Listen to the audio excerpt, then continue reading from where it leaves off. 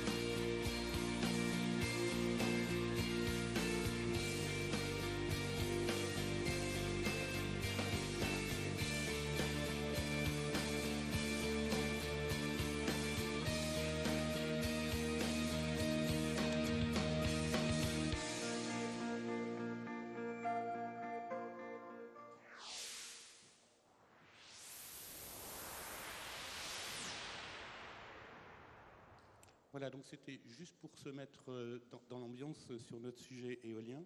Ce film est tourné au nord de l'Allemagne, à Bremerhaven, à 40 km des côtes, où nous avons effectivement déjà installé donc, ces machines qui tournent depuis 2009 en mer. Donc c'est ces machines qui seront les mêmes que celles-là, un peu plus grandes en termes de longueur de pale, qui seront installées sur le projet que nous avons gagné à Saint-Brieuc. Voilà, donc on va avancer dans la présentation, s'il veut bien.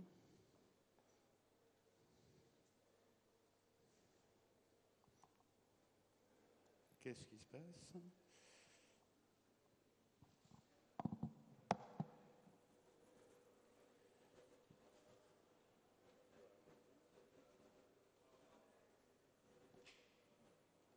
Voilà, donc juste quelques mots sur Areva. Areva est surtout connu sur son activité nucléaire, ce que vous avez sur la partie gauche de notre écran.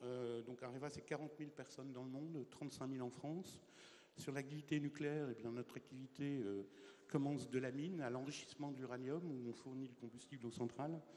Nous construisons des réacteurs et nous retraitons les déchets nucléaires. Et évidemment, maintenant, depuis une dizaine d'années, un pôle dans les énergies renouvelables qui est concentré autour de 4 activités, la bioénergie, l'éolien en mer, bien sûr, qui est l'objet de la présentation, le solaire thermique à concentration et l'hydrogène ou le stockage d'énergie, qui est un très gros enjeu pour les énergies renouvelables, qui sont dites intermittentes.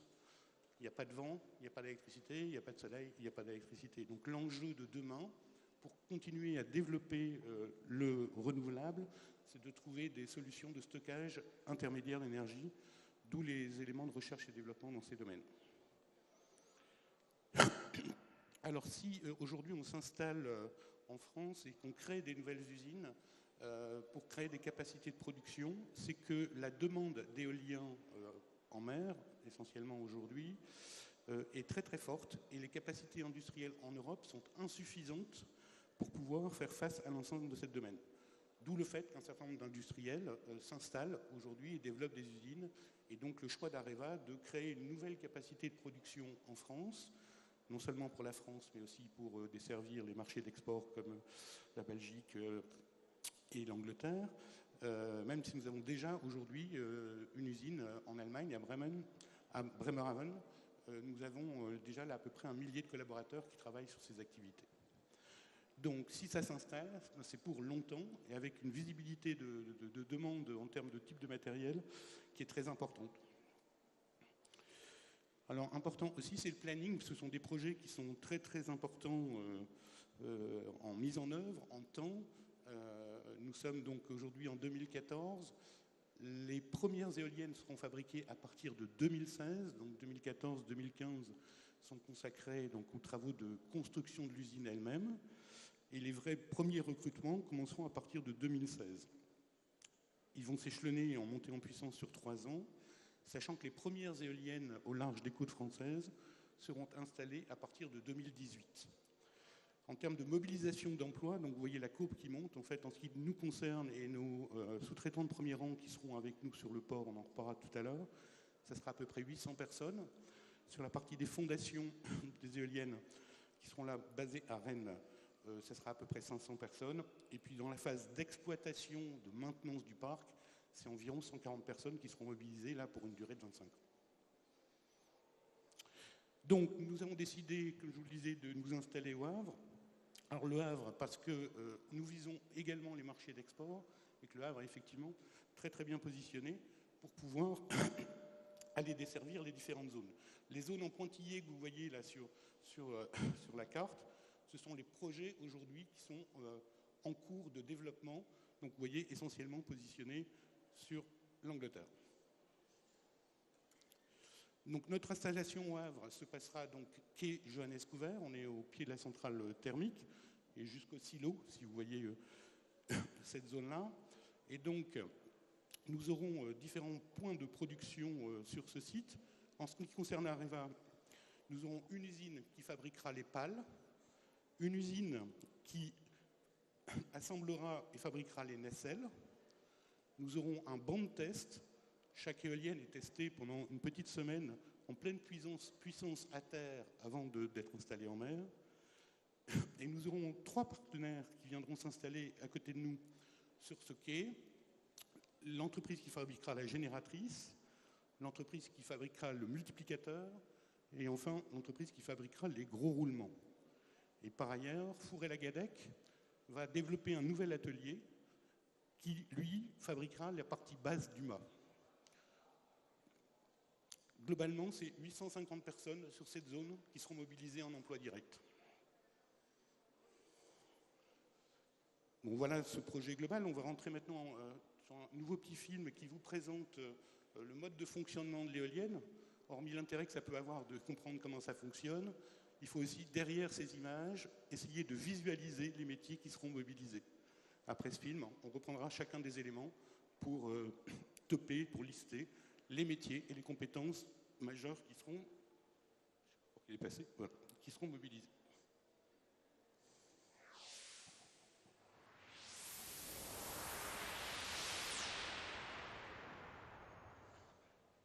Les éoliennes fonctionnent selon un principe éprouvé. Le rotor, entraîné par l'énergie du vent, produit de l'énergie mécanique qui est transformée en énergie électrique par le générateur. Un moteur, situé à la base de la turbine, permet de maintenir le rotor face au vent. L'aérodynamisme des pales assure un rendement optimal et une réduction des émissions acoustiques. 3 systèmes électriques indépendants de réglage des pales assurent un ajustement dynamique de leur angle d'attaque. Le système de calage du pas de pale est entièrement intégré dans le moyeu. Il est ainsi protégé des aléas climatiques. Le moteur positionne la turbine face au vent. Areva a développé une technologie hybride avec un multiplicateur à un seul palier et un générateur à vitesse moyenne. Cette configuration permet de combiner les avantages des éoliennes conventionnelles et celles sans multiplicateur, dites à attaque directe. Le générateur est couplé à un convertisseur de fréquence. Cette technologie assure une gamme de vitesses de rotation variables permettant d'atteindre un taux d'efficacité électrique optimal.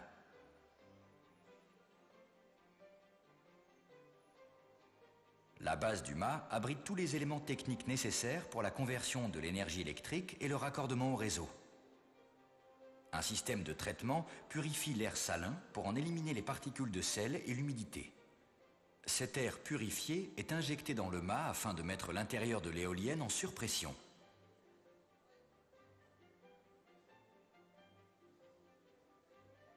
La turbine M5000 est la première éolienne de 5 MW à avoir été conçue pour des parcs éoliens offshore de grande envergure.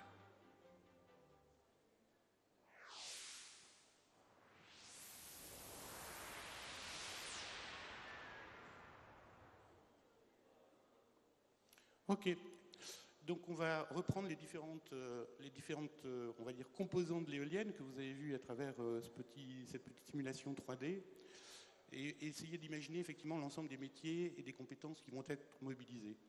Alors ce dont je parle ici, ce sont effectivement les métiers qui vont être recrutés en grand nombre. Il y a en parallèle de ça, bien sûr, les fonctions support, les bureaux d'études, le magasinage, la logistique. Donc les métiers classiques, en fait, qui environnent l'ensemble du fonctionnement d'une usine. Et quand on va regarder l'ensemble de ces éléments, là on est sur des éléments donc, qui sont fabriqués sur le port par nos sous-traitants, par donc, les entreprises avec qui nous passons des accords, eh bien nous allons nous rendre compte que ce soit sur les roulements principaux, que ce soit sur le multiplicateur, une boîte de vitesse à l'envers, donc des composants assez techniques, que ce soit un peu différent sur la génératrice avec des composantes supérieures, on est sur les métiers de base de l'industrie, sur des compétences de base en mécanique, en électricité, en électromécanique, et je vais le souligner quand même, la partie contrôle-commande, parce qu'une éolienne, en fait, a asservi l'ensemble de son fonctionnement, ce qui veut dire que, en fait, automatiquement, en fonction du vent, l'éolienne va s'orienter face au vent. En fonction de la vitesse du vent, on va plus ou moins engager la pale face au vent pour qu'elle en prenne plus ou moins. Et tout ça, c'est fait automatiquement. Donc, toutes les pièces mécaniques sont asservies. Donc, ça veut dire qu'il y a aussi de l'informatique derrière. Donc, les métiers classiques de l'industrie sont mobilisés sur ces éléments mécaniques, électromécanique, électricité, contrôle-commande, sur l'ensemble des niveaux de formation ou d'expérience. On commence au CAP, on va jusqu'à l'ingénieur, on passe au bac pro, au BTS, ou IT, bien sûr, des licences. Donc l'ensemble de la chaîne, on va dire, des formations ou des expériences sont mobilisées là-dessus. Une caractéristique, c'est un peu c'est la qualité. On a des exigences qui sont les mêmes que l'aéronautique. L'aéronautique, c'est évidemment l'exigence qualitative, c'est une notion de sûreté de personne. Nous, c'est une question de fiabilité de matériel. Une éolienne, il s'agit que ça tourne. Quand ça ne tourne pas, ça ne produit pas, donc il n'y a pas de chiffre d'affaires. Et par ailleurs, quand ça tombe en panne, ça coûte relativement cher que de mobiliser l'ensemble des moyens maritimes ou d'hélicoptères pour pouvoir aller dépanner ces éléments. Donc la partie basse du mât, vous l'avez vu dans le film, donc là on est sur des métiers liés à l'électricité, hein, c'est du câblage d'armoires électriques, c'est aussi la partie traitement de l'air, puisque vous avez entendu que l'éolienne effectivement était surpressurisée pour que l'air salin ne rentre pas à l'intérieur. On peut parler du mât également, hein, je vous disais qu'il serait fabriqué dans sa partie basse chez Fourré-la-Gallec. Le mât, là, on est sur des métiers de chaudronnerie, de soudure, de traitement de surface, de peinture industrielle.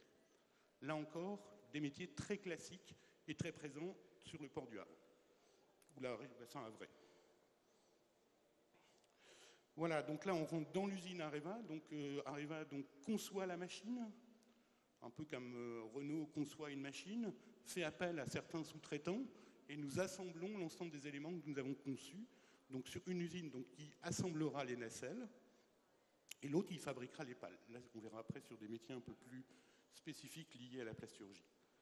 Donc, on retrouve les mêmes métiers que chez nos sous-traitants, de l'électronique, de l'électromécanique, de la mécanique, et toujours cette notion de qualité liée à ces travaux, sur des niveaux qui sont, encore une fois, du CAP jusqu'à l'ingénieur. Ça, c'est en fait la pièce qui permet d'orienter la nacelle face au vent, qui est en train d'être assemblée. Alors, effectivement, nous fabriquerons également les pales. Donc, en ce qui concerne celles de Saint-Brieuc, elles feront un diamètre de 135 mètres. Donc, des pièces énormes. Hein, c'est la particularité de cet environnement traditionnel, mais par contre sur des volumes et des poids qui sont colossaux. La nacelle qu'on a vu monter là tout à l'heure, c'est 450 tonnes. Donc là, on est sur les métiers pour les pales des matériaux composites. Donc il s'agit de drapeurs et des gens qui font de l'infusion de résine sur ces moules. C'est une technologie qui est assez proche de celle utilisée par Hercel ici au Havre. Même nature, même si nous on travaille par infusion, et je crois qu'ils sont en pré-imprégnés, mais on est globalement sur le même type de compétences. Voilà, là donc on est dans l'usine en Allemagne où on est en train de draper sur les moules les différentes fibres. Voilà, donc je vais arrêter là pour vous repasser un petit film qui reprend en fait l'ensemble de ces schémas de production.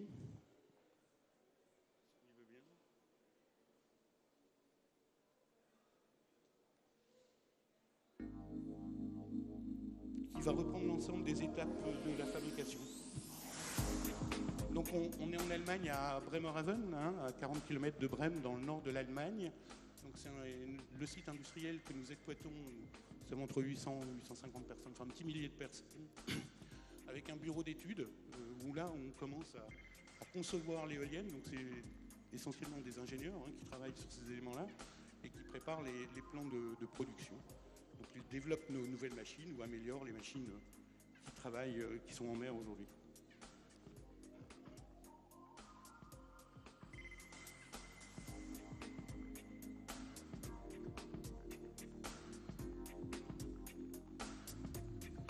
Voilà, donc on rentre dans l'usine de fabrication des nacelles, hein, où on assemble à peu près 8000 références qui composent cette nacelle. Donc il y a une structure, un petit peu comme, on va dire, la carrosserie de la voiture, au moins sa plateforme sur laquelle on va venir habiller l'ensemble des composants. En amont de ça, il y a des pièces qui viennent de forge. C'est-à-dire qu'on voit, enfin, il faut aller derrière, cette filière mobilise vraiment des choses de toute la chaîne de fabrication, voilà, donc en commençant par la forge, effectivement.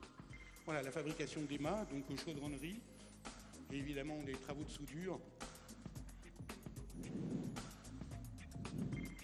Le mât est composé en fait de 3 sections, et vous avez bien vu que la partie basse, c'est celle qui abritait toute la partie électrique. Voilà, donc la fabrication des pales. La pale, elle a un diamètre de 2,80 m à son entrée, donc on circule quasiment debout, d'un bout à l'autre des 70 mètres de pale.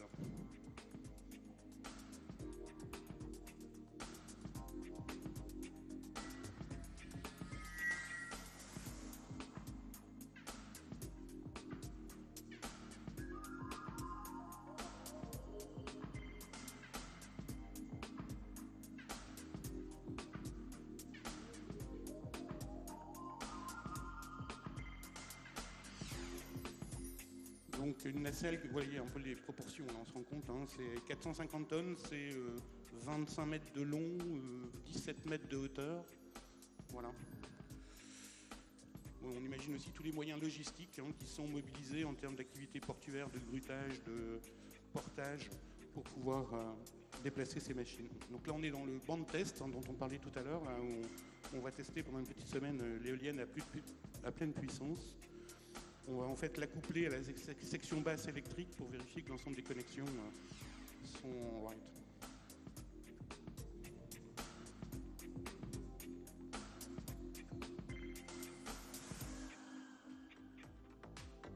Voilà, là, on passe dans la partie chantier hein, d'installation en mer. Donc au préalable, on aura été évidemment, vous l'aurez vu dans d'autres présentations, je crois, installer des fondations sur lesquelles on va venir poser ce mât et cette éolienne. Et donc on préassemble le maximum de choses à terre pour éviter les manutentions en mer. Donc tout ce qu'on peut faire à terre, comme là on a assemblé les 3 pales sur le hub, et on va déplacer les 3 pales accouplées pour pouvoir aller les installer. Bon là on est en train en mer de porter 450 tonnes à 107 mètres de hauteur.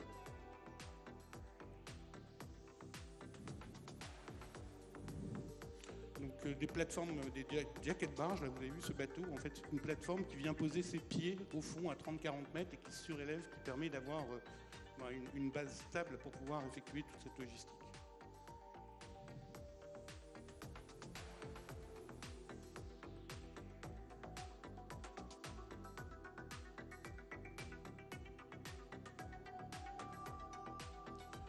Alors le centre de monitoring, une fois que c'est installé, toutes ces éoliennes sont pilotées à partir de terre. Il y a des milliers de capteurs qui renvoient des informations en instantané et on peut agir à tout point de l'éolienne à partir de la terre. Et quand c'est nécessaire, déclencher les activités de maintenance, où là on a des équipes soit maritimes, ça sera le cas essentiellement en France, ou par hélicoptère pour aller intervenir sur des maintenances préventives et curatives. Il faut savoir qu'au sein d'une éolienne, il y a à peu près 400 éléments en redondance. Un moteur tombe en panne, automatiquement ça bascule sur un autre, encore une fois pour ne pas arrêter la production d'électricité, et puis pour pouvoir planifier calmement les activités de maintenance. Sachant que l'environnement maritime est un environnement très exigeant, en ce sens-là, ce que vous voyez maintenant, c'est que toutes les opérations de maintenance lourde sont répétées à terre avant d'être effectuées en mer. Donc, toujours pour des notions de maîtrise des activités et de sécurité. C'est terminé. Voilà. Donc si je peux répondre à quelques-unes de vos questions, si vous en avez, je suis à votre disposition.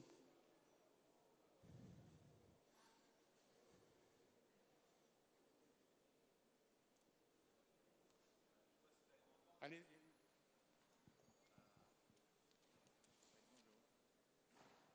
Bonjour, je voulais juste savoir s'il y avait des usines de fabrication de ce type-là chez vous ou chez un concurrent en France. Parce que vous avez parlé de l'usine de Bremerhaven, mais est-ce qu'on a des sites industriels de ce type-là actuellement en France? Alors en France, non. Aujourd'hui, ça n'existe pas. D'ailleurs, même dans le terrestre, il n'y a quasiment aucun site de fabrication, sachant que là, on ne travaille que sur le offshore. Il peut y avoir une usine de fabrication de mâts, je crois, en Picardie, ou une du côté de Dijon, des éléments comme ça sur le terrestre, mais sinon, il n'y a pas du tout d'autres usines en France dans ce domaine. Sachant qu'il y a le projet de DFEN avec Alstom qui, eux, vont s'installer sur Saint-Nazaire et sur Cherbourg.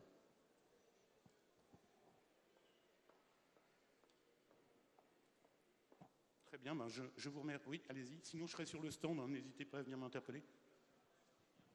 Pardon?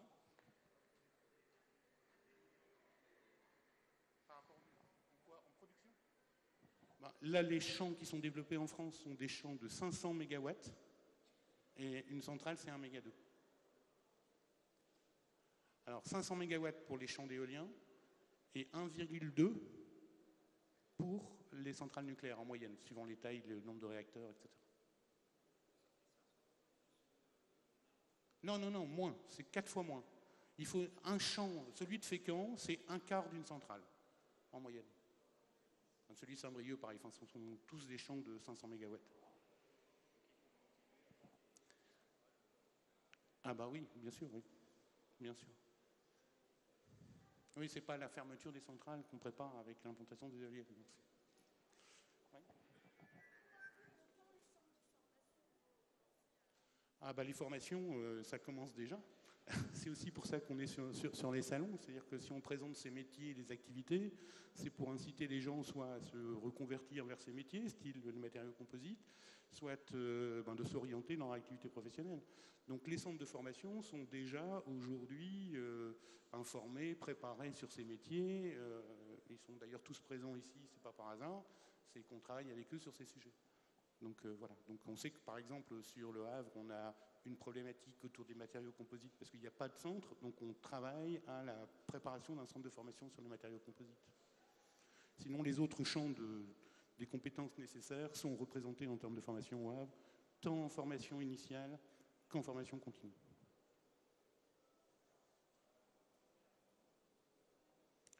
Très bien, je vous remercie. Et si vous avez d'autres questions, on est sur le stand de toute façon. Bonne journée à vous tous, merci.